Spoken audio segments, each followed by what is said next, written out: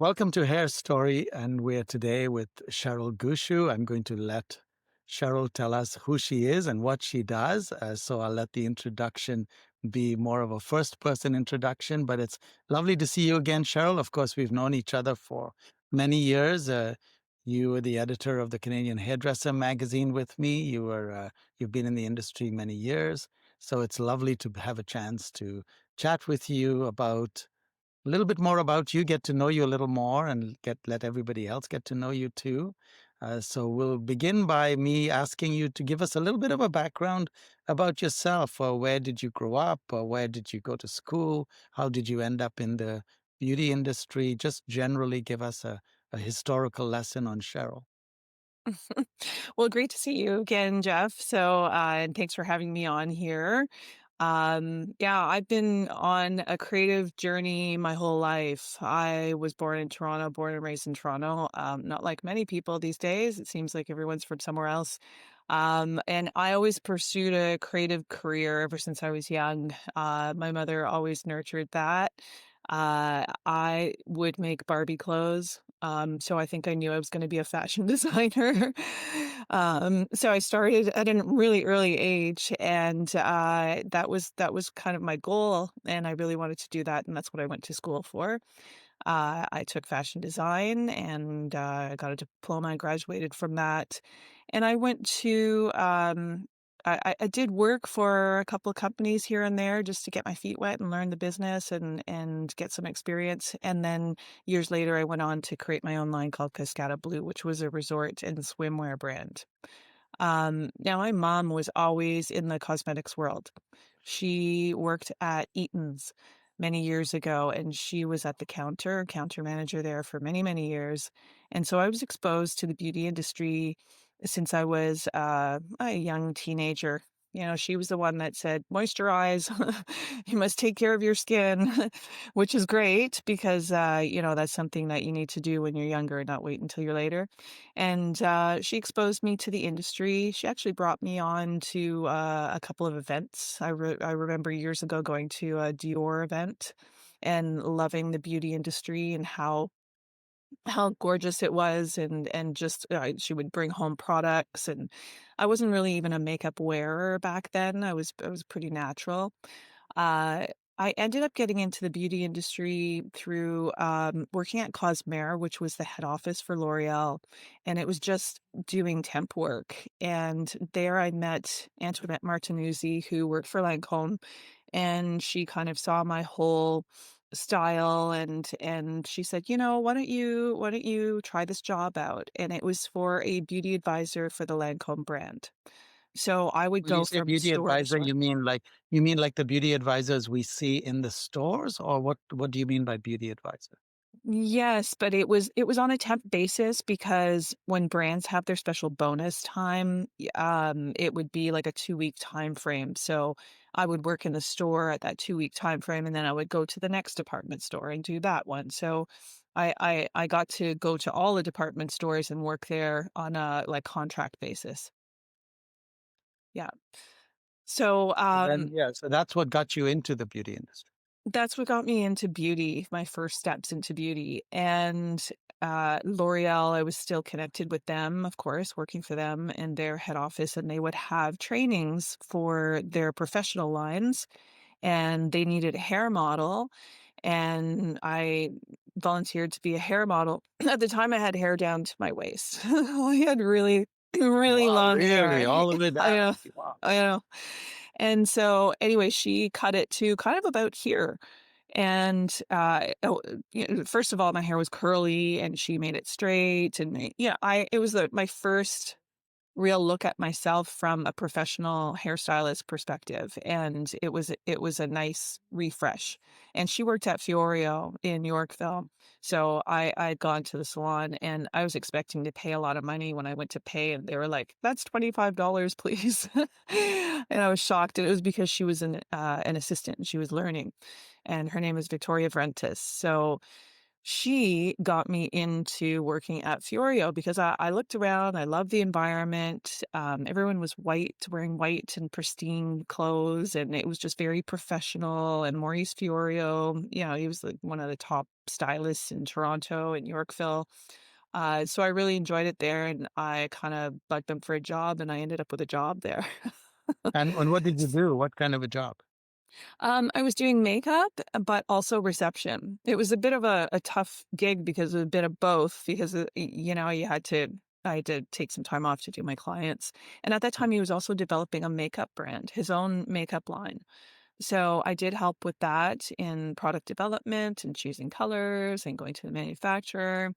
And then, also he was on TV, he was on Cityline. So I also had the opportunity to go on Cityline for my first time and do my first photo shoot. We did a location shoot out on Bloor Street. So those were all my firsts. With Fiorio in Yorkville, I worked there for maybe like a year and a half. And there was another salon that was opening. One of the stylists that worked at Fiorio said, come over here, like, you know, come join me at this other salon. And that salon was Capucci. And I did go, and it was just also in Yorkville. They also had a location at Bloor West. So I did go back and forth to both locations.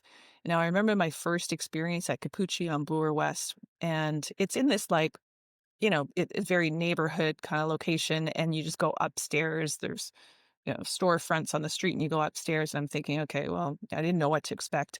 When I walked into this place, it was huge. There was maybe 60 people on staff. There's a spa in the back. The music was booming. Johnny Capello had the volume button right next to his station, you know, like Wow.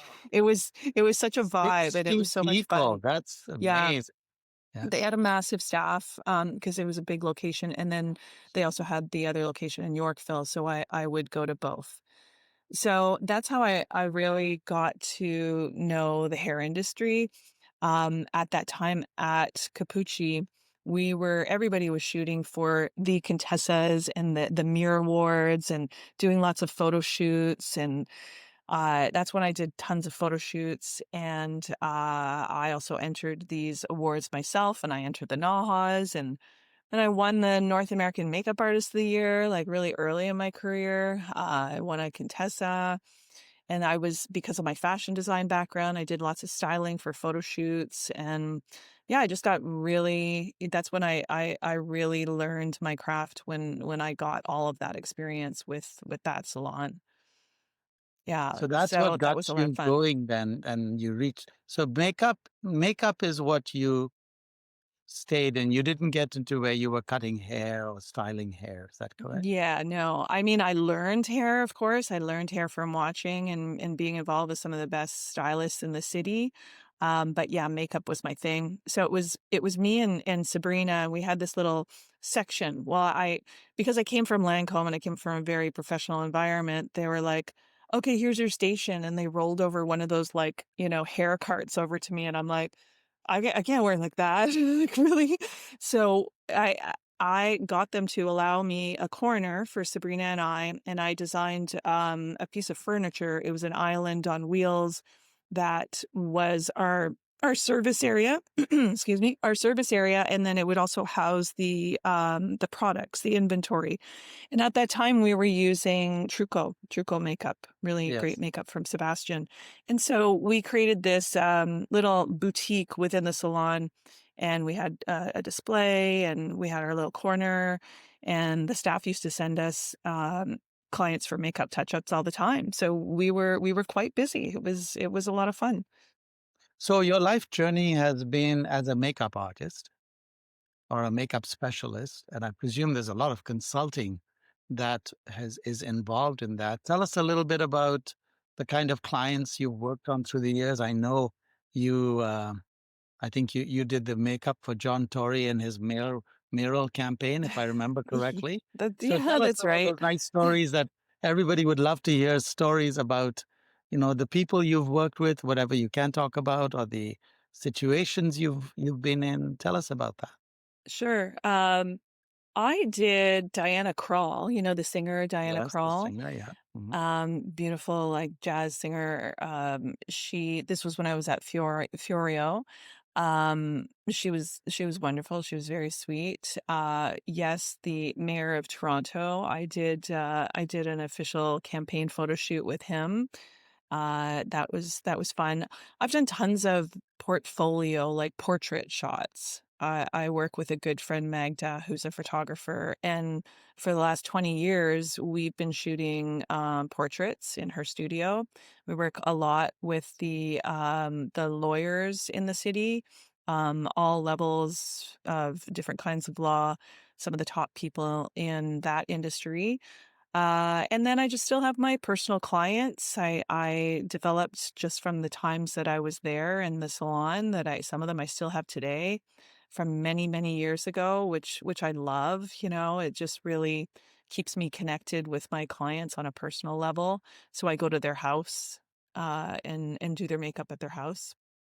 So if you had a typical client who you service on a regular basis, regular means what? Once a month, once every few months, or when they call you?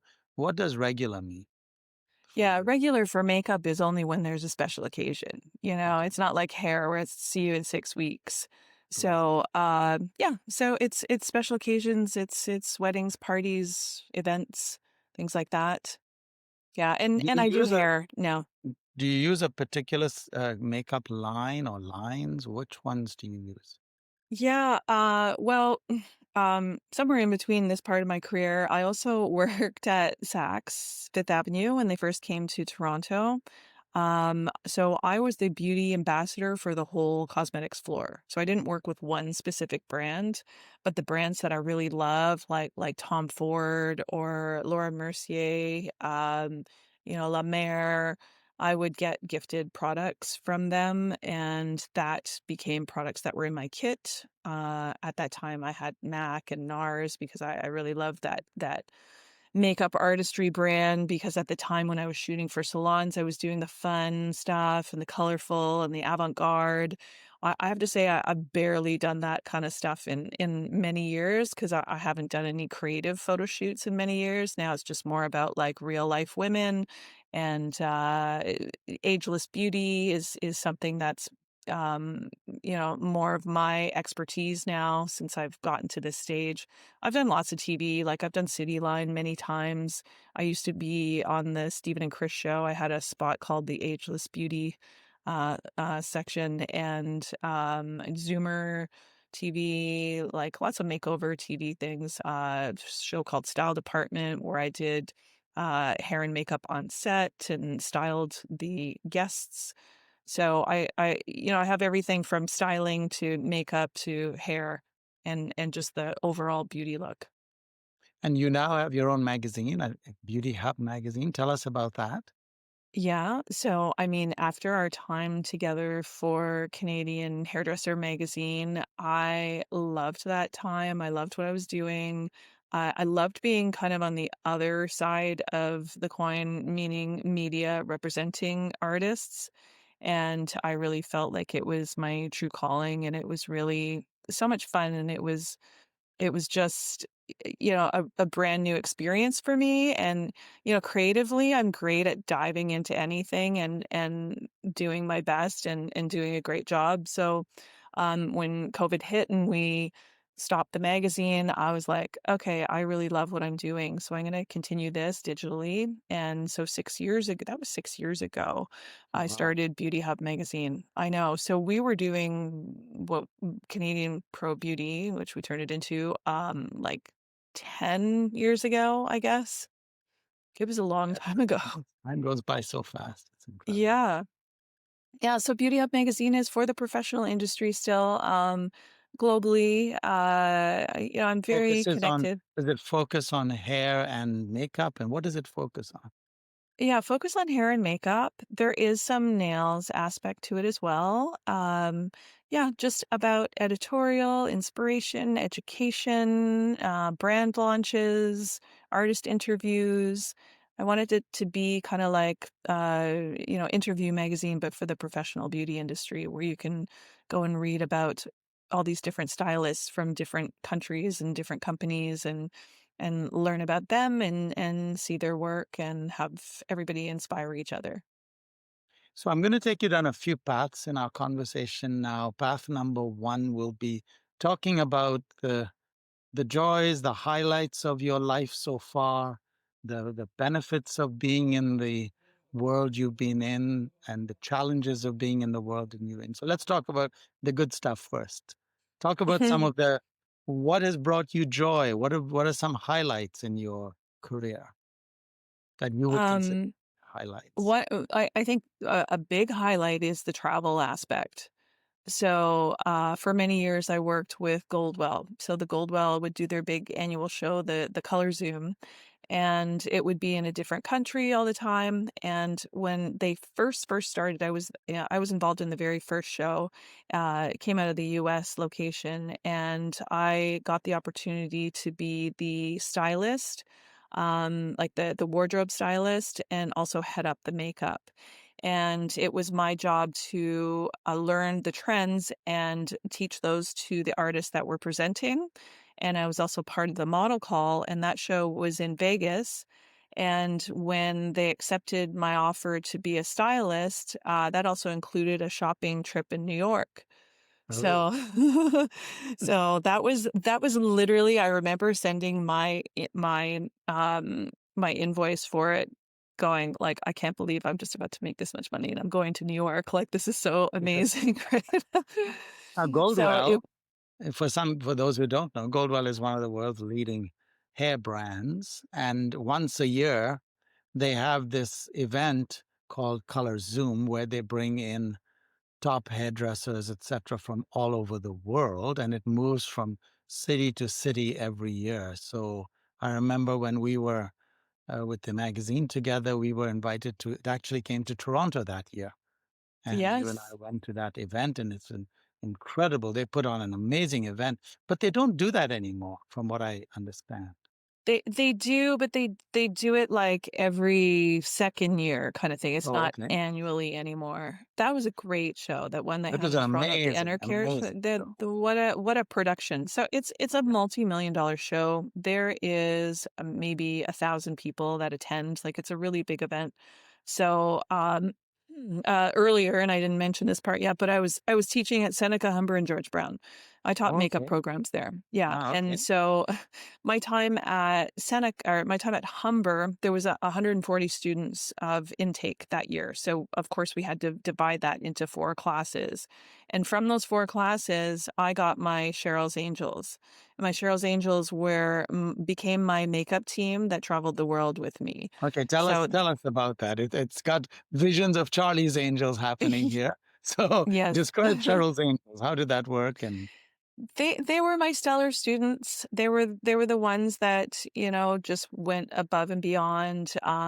They would message me and say, "Can I follow you around and like wash your makeup brushes with you? Like, whatever it is, can I come?" And because I knew their work, because I taught them and they were in my class, I thought, okay, these are my girls, because I did need a team, because the show was maybe 40 models. Like, the shows were pretty big, so obviously I needed my team to do that. So we got to go to so we did that very first one in Vegas. That was just me on my own. But after that, the next one was Mexico. It was in Cancun, and I have a funny story about this one. So that year I also purchased all the wardrobe. So we had 24 models.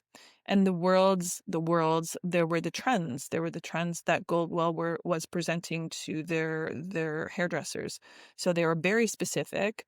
It took a long time to find nomadic freedom, which was heavy, chunky knits, like as if they were nomads going through the desert and they needed to protect themselves. And that was the whole trend for that one.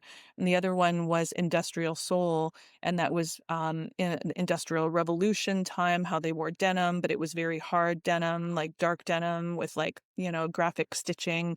So it was very specific, these worlds, and it took some time to buy. And we did this show in Cancun, Mexico. And I don't know if you've ever been to Mexico, but there's basically like a light that you go through the customs, and it goes either green or red, and you either go or you don't. Well, the clothes got a red light. And so we're preparing for this massive show in Cancun, and the clothes were still not there. So we were panicking, of course, calling customs, trying to get it through. Then they said it was like a day before, and they said, "You gotta go buy more clothes. You gotta go to Cancun, go into town, and try and find these clothes." Whoa. Okay. So I went and I found a Zara, and I was doing my best, and we just had some of the clothes, but not all of it, and then I got the call. The clothes arrived. So I had to quickly style everybody, and the thing is, I also had the opportunity at that time to and we were all meeting about, the show logistics, and they said, "Do you wanna do a spot on stage?" We'll give you 15 minutes or whatever, and you can do something. And I was like, okay, this is how my career has developed because I get asked something and I go, okay, yeah, I can do that. And then I figure it out. Right. So the idea was that I had two models come on stage and they were just wearing their lingerie, I guess, underneath. And then I had two rolling racks with the two worlds of what they were wearing. And one at a time, I would dress the models up on stage until they were fully styled out, and then I had, like, a lavalier, and I did a little quick makeup, something flashy for stage, and then the models walked. And that was great. They loved that so much, they asked me to do it the next year in Berlin. And so we did Berlin, Mexico, Paris, Miami. We did Vegas a couple of times. So every year we traveled somewhere, and it was such a great gig until their budgets got cut and we couldn't do it anymore. So that was some of the highlights of your life, obviously, is traveling and getting to meet so many people, but also see so many amazing places. Yes, for sure. I mean, I wouldn't have been able to do that. I mean, I ended up going to Portugal with Wella, because Yes. Wow. of Canadian Hairdresser magazine, and so Mhm. experiencing these massive shows that the brands do, and they're just so impressive. And then the people that I meet through that process, it was just such a great experience.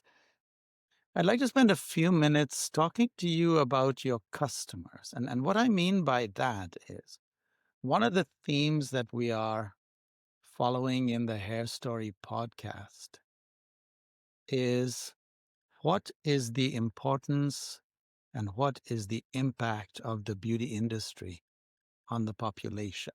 So, for example, in this case, how important are beauty professionals to the life of Canadians or the life of Americans in the case of the United States? And it's true really all over the world. But using you as an example, why do you feel what you do is important for people's mental health or for people in general? How would you describe that? Yeah, I think we really learned that lesson during COVID when the public could see their stylist. Um, I think that it's human touch when it comes to a beauty professional service for their clients. It's human touch, it's human connection because we always have great conversations. It's often said that a client will tell you more than what they tell their partner or their doctor. Yeah. Where I call us therapists, because we do really just by the job, just by the vocation that we're doing, end up becoming people because we really need to know how to connect and have a conversation, make that person in your chair feel like the best and most confident person they could be. I feel like that's my mission. The beauty side of it is secondary. I mean, we do this through our art and through our skills. And I think mental health is always a challenge, and even more challenging in the last several years of what's going on in the world. So going to a salon or getting your hair and makeup done is a little bit of a form of escape and something to make you feel better. So I think it's very important.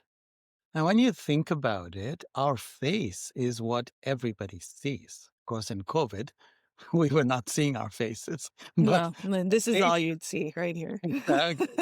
But our face is what everyone sees all the time, whether it's our partners, our family members, our co-workers, the world in general, or if you're in television or performing, it's your face. Our face is so important from an impression perspective. And so I would imagine that you, as an expert makeup artist, would take a face that then would look so much better. And therefore, if I'm your client and I look in the mirror when you're done, there isn't any question that I would probably have an endorphin rush, or, a really good rush in my mind of uh, of feeling good about myself. I imagine that you've seen that and heard that a lot from your clients. Yeah, I hope so. Yeah, otherwise I'm not doing it right. Well, I'm sure they tell you. And one of the things, talking Yeah. just talking about the subject generally speaking, I think there has to be, men have come a long way in taking care of themselves and their faces, etc. And usually, the hair part of men. But I think there still needs to be, men need to evolve a little bit more in many ways, of course. So let's not get started on that conversation. But on the subject of faces, I think men could certainly use expert advice also. And I don't think we get enough. Speaking as a man, I wish I could get more expert advice, from a specialist like you, to say, listen, do this with your face, or when you're going to an event, these are some of the few things you can do to make you look better. Would you have any comment about that? Yeah, I mean, I've watched the men's grooming industry grow, quite a bit in the last several years. I think we're definitely paying more attention. Men have skin and hair too. I mean, they need to take care of their skin and hair just as much as we do. It just because maybe it's more of a feminine thing to think about hair and skincare. But we all know that secretly our husbands are stealing our skincare and our hair care. And also, you did John Tory, the mayor of Toronto's campaign, and you worked on him. And certainly, I remember the transformation that took place when he started to run for mayor. Everybody was talking about the new John Tory, and his look was talked about, as you know, in the media a lot. And you were definitely responsible for that change in his Well, look. I wouldn't say I'm responsible, but I did see a change, and his wife Barbara's very stylish. We did the shoot in his home, and they have had a very nice, really like cool style. So Yes, yes. but yeah, so men's grooming and men's products, you're definitely seeing more of it. The barber side of things has really grown. And the skinification of hair is a big topic in terms of scalp health, which is not just for men and for women as well. Yeah. In fact, I just did a post November 11th, which was International Hair Transplant Day, and it was talking Okay. about not going to Turkey and not going to travel to get this kind of service done because of all the challenges and problems with that. So, scalp health has become like a number one topic in the hair industry. And that's due to stress that we're losing our hair, or we have scalp issues, or we can't grow our hair. So it's really starting with the root of the cause. I'm going to close with a little conversation with you about people wanting to become makeup artists, because from my experience and observation of the world of beauty, I would suggest, and let me know if you agree with me, that one of the most difficult part of the beauty industry to make a very successful living is makeup artistry. And would you agree with that in general? Yeah, so I think just being a makeup artist and selling your time for money is a very challenging thing. I think you need to be more well-rounded and do other things. But being a makeup artist doesn't mean that's all you do. Like, for example, all the different jobs and things that I've done through my career. It just kept evolving, but it was all obviously with the core of the beauty industry. So there's lots to learn, but you kind of have to walk before you run. and get experience and get many contacts in the industry. Like for me, I was able to grow from being a makeup artist in a salon to doing these big shows and events and working with different companies and people and brands, and that's how I expanded.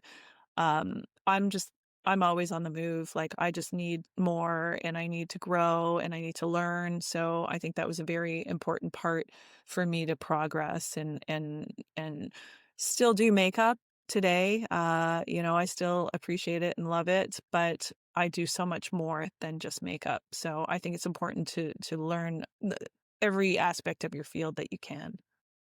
So the basic message I'm hearing from you is if I come to you as a young person and say, I'd like to learn makeup and be a makeup artist, your advice to me is, yes, absolutely do that. However, make sure you broaden what you do beyond the field of just makeup because makeup in and of itself won't provide you a living. But if you're creative and use that as your base, then you have a better chance of making a living. Yeah, I think so. I mean, if unless you get a job working for a brand and then that's your job, that's fine. I've always been a kind of free soul, freelancer. That's kind of my style. So it even when I did do that 1 year at Saks, and it brought me back to my retail world because that's where I started. But it was corporate and it was daily and it was punching Yes. a clock and it was standing on a floor and, that I knew it just wasn't for me. It actually killed my back. I don't know how people in retail do it because it's really literally backbreaking. But I mean, if you're a traveling artist and maybe you latch on to a great photographer who's really busy that needs your work all the time, or a hairdresser that does lots of weddings. Weddings are very lucrative. Like if you can really hone So yourself your in that suggestion market. is make sure. So your suggestion is collaborate with people like photographers and hairdressers and build your network, and then you will get more of your type of work. Yes, Cheryl, absolutely. time ran fast like it usually does. It's been wonderful with you again. I'm looking forward to continuing our conversation, and thank you so much for taking the time and giving us an insight into the life of Cheryl Gushue. Thanks so much. It's always great to chat with you. I Take know we care. can carry on for a while, but I Absolutely. appreciate the Looking conversation. forward to seeing you again